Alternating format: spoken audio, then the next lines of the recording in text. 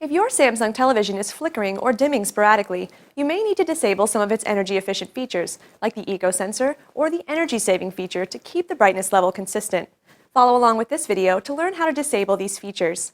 The Eco Sensor senses the level of ambient light in any room and adjusts the screen's brightness accordingly.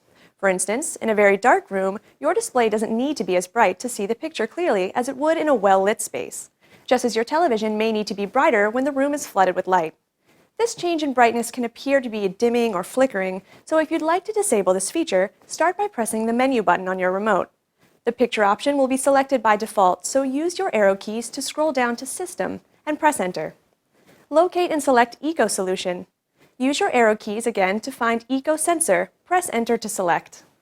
Press Enter once more to see your on and off options.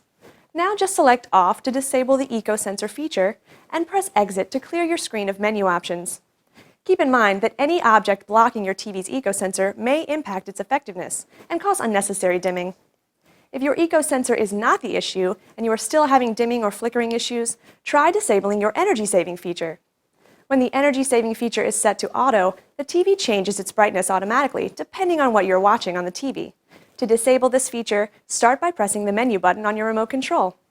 The picture option will be selected by default, so scroll down to System and press Enter. Locate and select Eco Solution. With energy saving highlighted, press Enter. Use the arrow keys to select any option other than medium or high, and if you still experience flicker with the low setting, you may want to simply turn the feature off. Now press Exit to clear your television screen of menu options. If problems persist after you disable your Eco Sensor or automatic energy saving feature, try testing the TV on a different source. The issue could be a result of an external device or a cable connecting to the TV. Try these helpful time-saving steps to fix this simple issue. And of course, if you still need help, call 1-800-SAMSUNG or visit www.samsung.com/support for 24-hour customer service.